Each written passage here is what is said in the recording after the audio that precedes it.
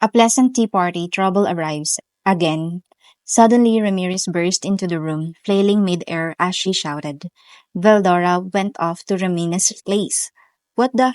I blinked, caught off guard. I was about to ask for more details when, wah, hey, what's he doing here? Ramirez finally noticed Guy and immediately made a scene. Huh? What are you doing here? Guy replied, frowning. Weren't you holed up in the dwelling of spirits in the Ulgrasha Republic? Fufun, don't go thinking I'm just an unemployed shut in forever, okay? Ramirez puffed her chest. I've got a job now. I even hire people, and doing great. Say what? Guy raised an eyebrow, clearly baffled. For someone as composed as him, even that small reaction was impressive. Well done, Ramirez. He turned to me, silently asking for an explanation. She's helping me out with some things, I said simply. See, I told you, Ramirez said, striking exaggerated shadow boxing poses from behind my head. Please stop using me as human shield. Huh, getting all cocky just because you landed a part-time gig. Guy scoffed. You hiring people? That's hilarious. Provoked, Ramirez snapped. Why you? She launched her signature killer dropkick and missed. Guy casually caught her mid-air, like it was nothing. It was a comical scene, but there were more pressing matters. Okay, enough. You two can fight later. What's this about Veldora going to Romina's place?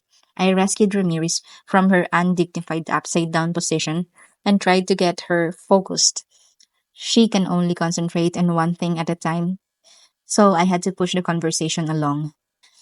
All right, she said, remembering. Me and Master Vildora were watching different places through the monitor, and suddenly he changed the screen. Then he got all serious and shouted, I'm worried about Ruminus, so I'm going to help her. Then he just flew off.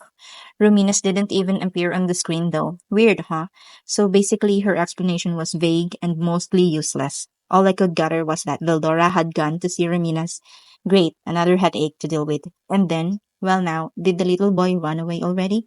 A cold, elegant voice cut through the room right like ice. Without the slightest hint of presence, a woman entered through the door. Pale, white skin, piercing, gem-like blue diamond eyes. She was stunning, doll-like in her perfection, yet utterly devoid of warmth.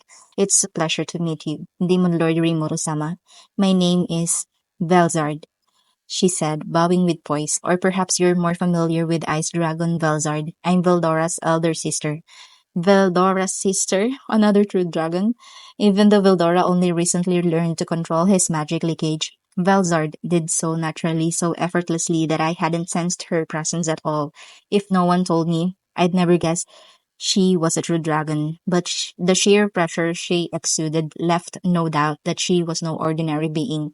I'm Rimuru, I replied, matching her politeness. Despite appearances, I'm an active demon lord. I asked Shuna, who had escorted her in, to bring another serving of tea. Shuna didn't flinch or falter. She worked with the grace and calm of a seasoned professional.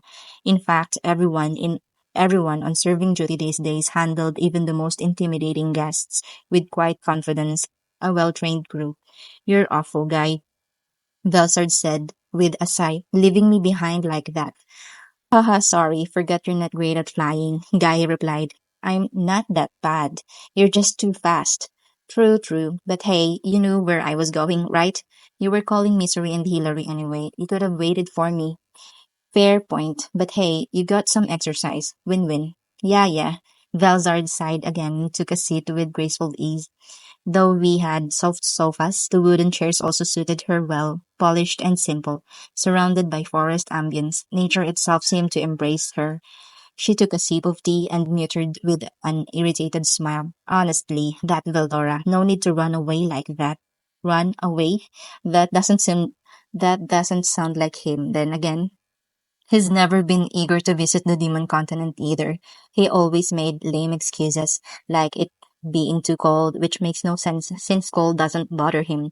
Hey, guy, I asked, you live in the northern continent, right? Yeah, it's called the continent of eternal ice. Why? Thought so. I don't suppress my magic there either, so the place is a frozen wasteland now, completely inhospitable to life. Ah, that explains everything.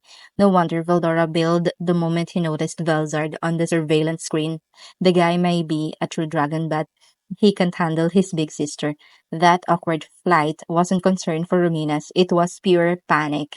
It reminded me of something a friend once told me. She's too evil. He had muttered when speaking about his sister.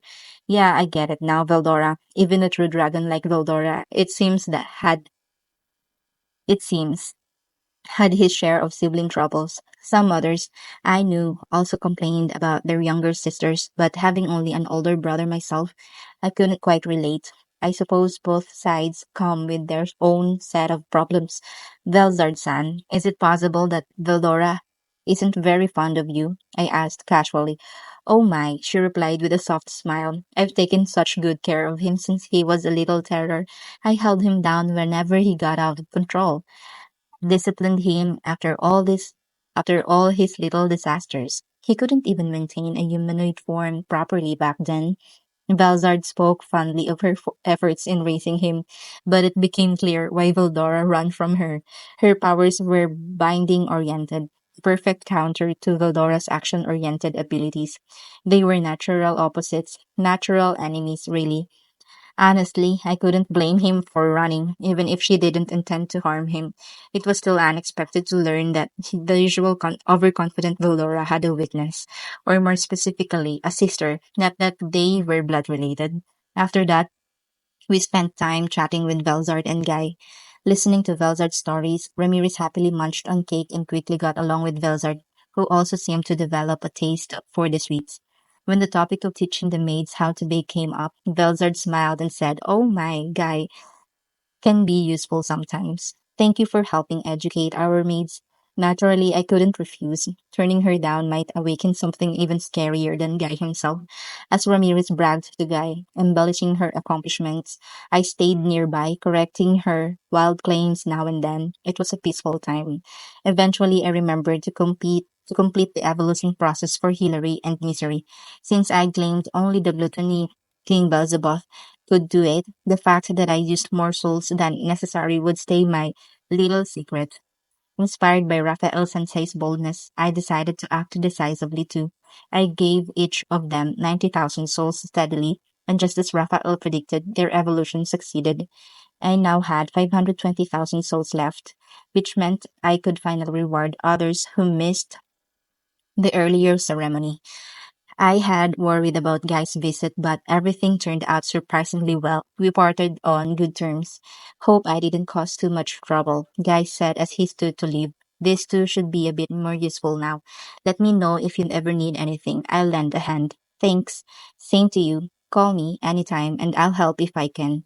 We exchanged friendly farewells, or rather, the gate between our domains made travel instantaneous, so farewells were more of a formality.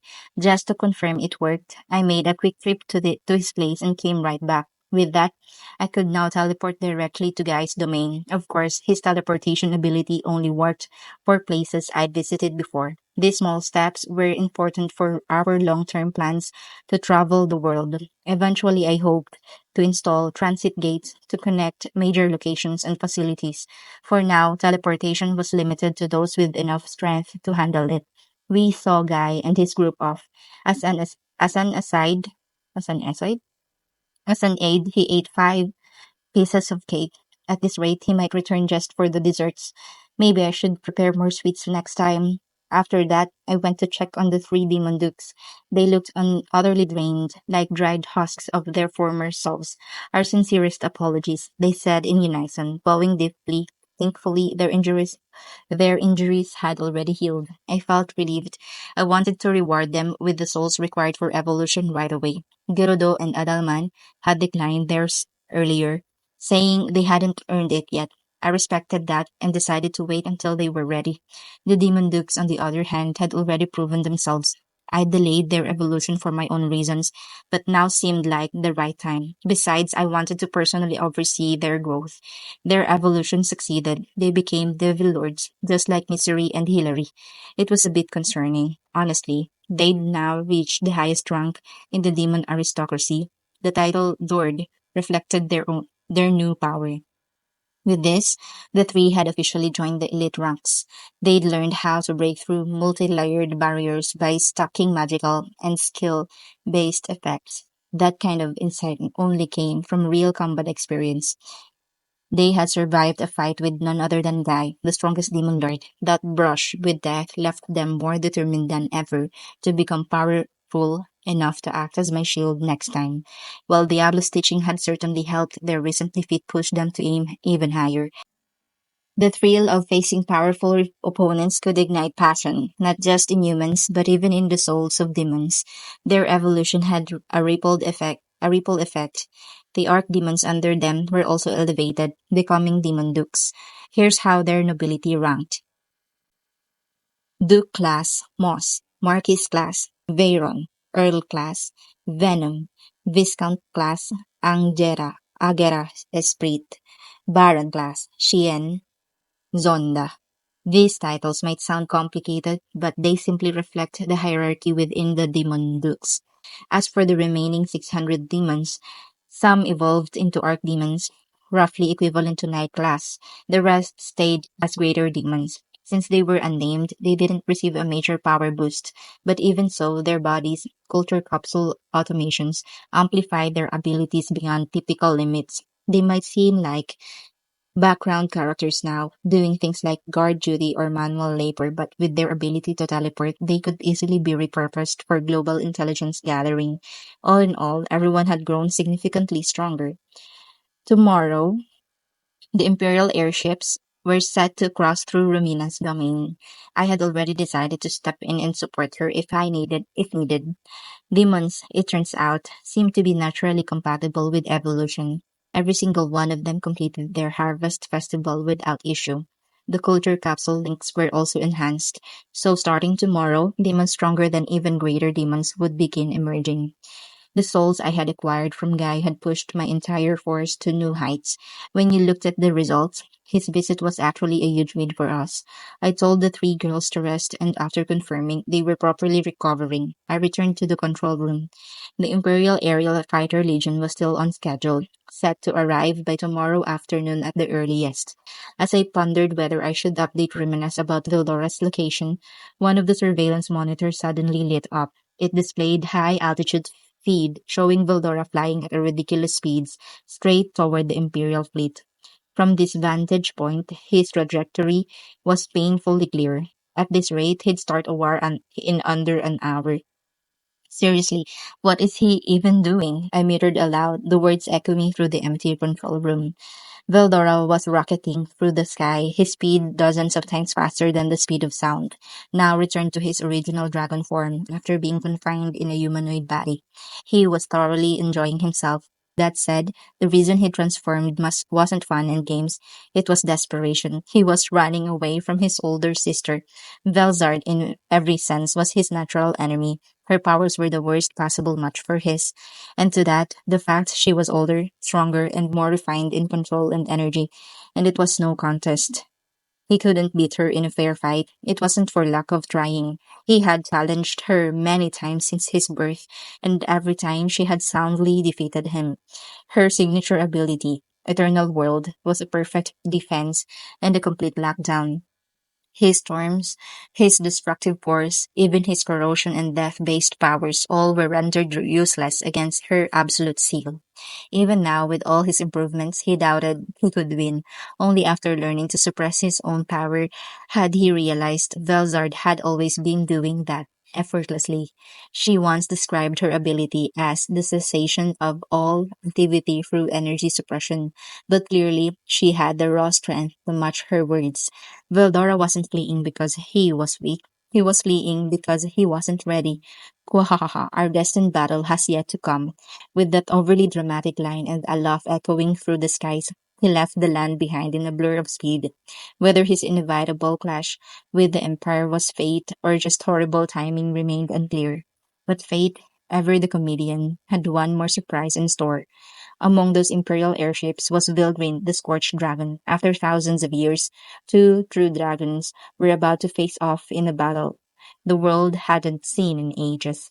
Translators rant. Hi there, Gao. Lion Mask reporting. This is more a slice of life chapter than anything like action.